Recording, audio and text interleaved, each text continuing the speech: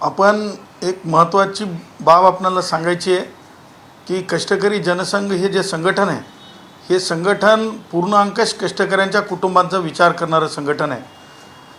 ज्यावेळेस महाराष्ट्रातून अनेक ठिकाणाहून असं समजत होतं, कारण कष्टकरी जनसंघाचा बेस जो आहे तो शेवटचा कष्टकरी कामगार, शेतात राबणारा, त्याचबरोबर म्हणजे छोटी मोठी कामं करणारा ड्रायव्हर, रिक्षेवाला, अशी जी धुनी भांडे करणारी भगिनी, अशांचा बेस आहे।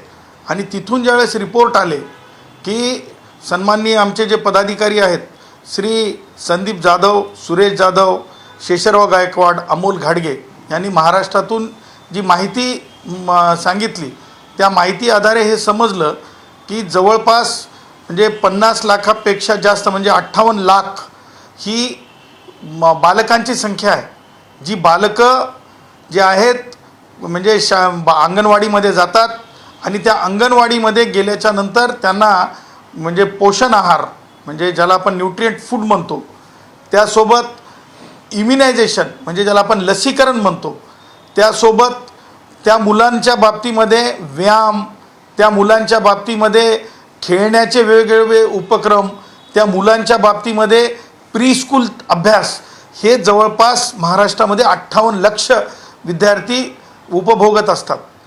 परंतु ह्या म्हणजे सध्याच्या संपामुळे 78,000 सरकार 78,000 माझी बालगोपाळं, छोटी छोटी उद्याच्या भारताचं भविष्य असलेली मुलं ही कुपोषण फेस करत आहेत।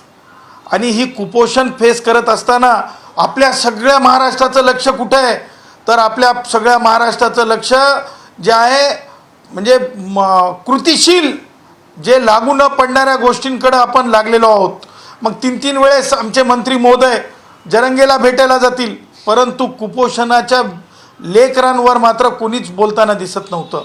आणि म्हणून आम्ही एक बाब लक्षात घेतली की ह्या बाबीला फक्त माननीय मुंबई उच्च न्यायालयात आपण याचिका दाखल करून न्याय देऊ शकतो।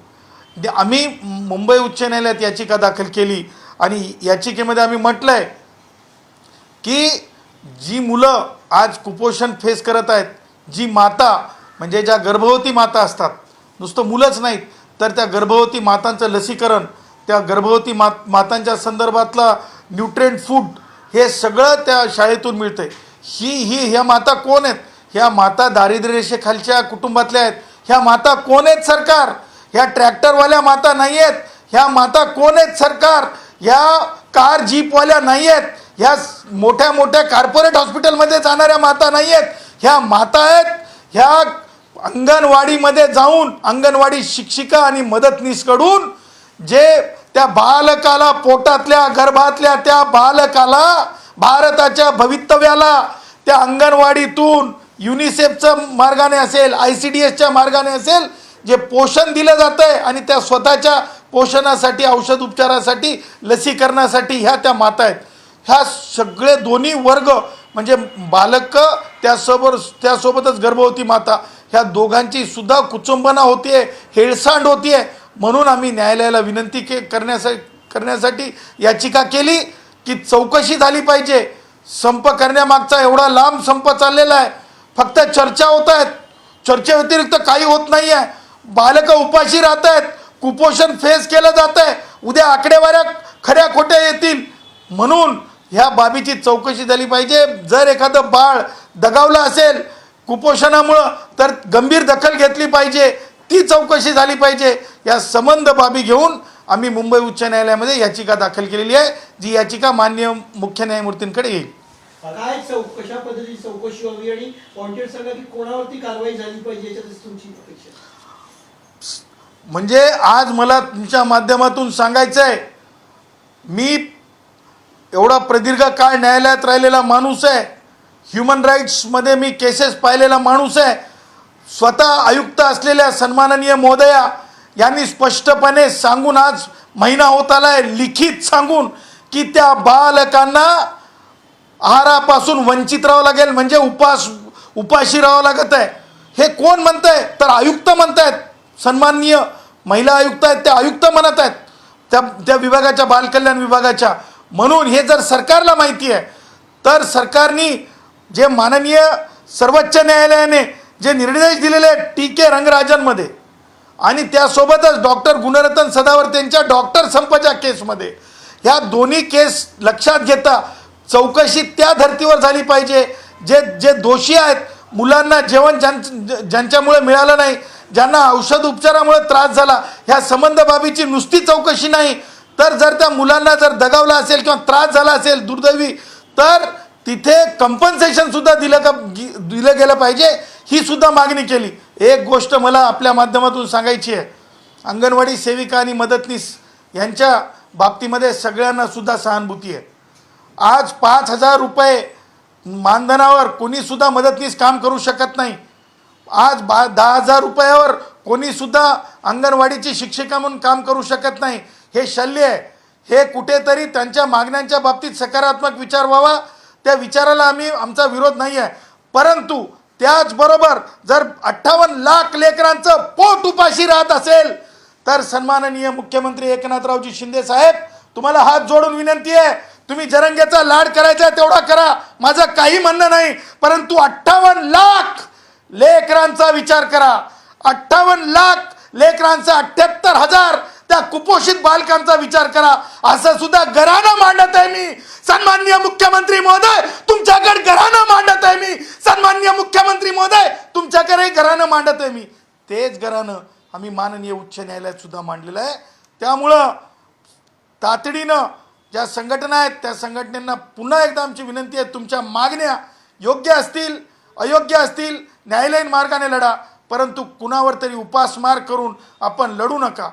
त्यासोबत आम्हाला माहिती आहे, म्हणजे सांगायला दुःख वाटेल, आपल्या पत्रकारांना माहिती आहे की नाही माहिती नाही, मुंबईमध्ये 750 रुपये भाडं दिलं जातं अंगणवाडीला.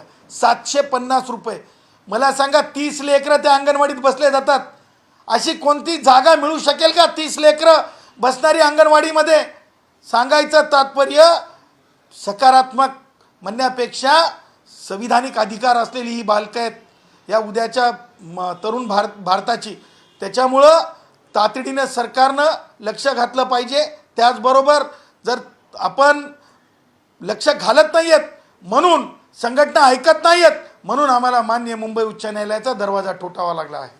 पण तुम्ही ज्या पद्धतीने सांगताय की एवढी बालकं वगैरे आहेत, मात्र गेल्या काही दिवसांपासून मुख्यमंत्री वारंवार सांगतात की आरोग्य तुमच्या दारी सारख्या या योजना आहेत त्या राबवल्या जातात, त्याचा कुठेही फायदा होत नाही असं म्हणायचं काय?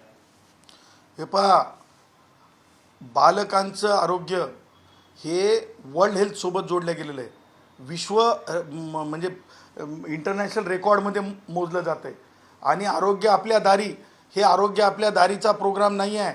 आरोग्य आपल्या दारीच्या प्रोग्राममध्ये जे इम्युनायझेशन अंगणवाडीतून होतं आहे, म्हणजे गरोदर मातांच्या संदर्भानं, बालकांच्या संदर्भानं, हे त्याच्यातला पार्ट नाही आहे. इंडिपेंडेंटली ICDS प्रोग्राममधला आहे. आणि म्हणजे मला सरकारवर तशा अर्थाने राजकीय टीका करायची नाही आहे, परंतु मला म्हणजे जड अंतकरणानं सांगायचं आहे की सरकारचे हे फेल्युअर आहे. तुम्ही आरोग्य आपल्या दारी म्हणा किंवा आरोग्य दारापासून या लेकरांसाठी दूर पळालं म्हणा, परंतु सांगायचं तात्पर्य हेच आहे की त्या लेकरांच्या बाबतीमध्ये सरकारनं गंभीर विचार केला पाहिजे. महिला बालकल्याण महिला बालकल्याण मंत्री ज्या आहेत, एक महिला आहे, गंभीरतेने त्या बघत नाहीयेत का? आणि त्यांनी या गंभीर विषयावरती राजीनामा दिला, 78,000 मोठा आकडा आहे. संवेदनशील राहिलं पाहिजे महिला बालकल्याण मंत्र्यांनी. ही माफक अपेक्षा आहे, संविधानिक अपेक्षा आहे. कुठेच संवेदनशीलपणा. मी राजकीय टीका करत नाही आहे, परत सांगत आहे, परंतु शल्य दुःख हे की ही जी मुलं आहेत ही आदिवासी पाड्यातली आहेत, ही जी मुलं आहेत ही मागास वस्त्यांमधली आहेत, ही मुलं आहेत ही त्या गरीब मराठा कुटुंबातली आहेत, ज्याला दारिद्र्य रेषेखालचे कुटुंब म्हणतो. ही मुलं आहेत ह्या सगळ्या वर्गातली, या देशात, या राज्यातल्या, जी अत्यंत म्हणजे उच्चभ्रू शाळांमध्ये लाखो रुपये भरून बालवाड्यांमध्ये जी पाठवू शकत नाहीत त्यांची आहे. म्हणून जर महिला बालकल्याण मंत्री महोदया जे कोणी असतील, कारण मी काही फार मंत्र्यांचे नावं वगैरे म्हणजे ओळखीच्या भानगडीत पडत नसतो, तुमच्याकडूनच समजलं की त्या सन्माननीय महोदया म्हणजे बालकल्याणच्या त्या महिला मंत्री आहेत, त्यांना जर झेपत नसेल तर खरोखर मी असं म्हणेल की त्यांनी राजीनामासुद्धा देऊन टाकला पाहिजे. दुसरा मुद्दा असा होता, एक तुम्ही याचिका केली आहे जरांगींच्या विरोधात. एकंदरीत तुम्हाला का वाटतं की कायदा आणि सुव्यवस्थेची परिस्थिती निर्माण होत असते? 4:30 वाजता बोलतो, त्याच्या पुढं गेलेला विषय आहे, फार महत्त्वाचा आहे. 4:30 वाजताची वाट बघा.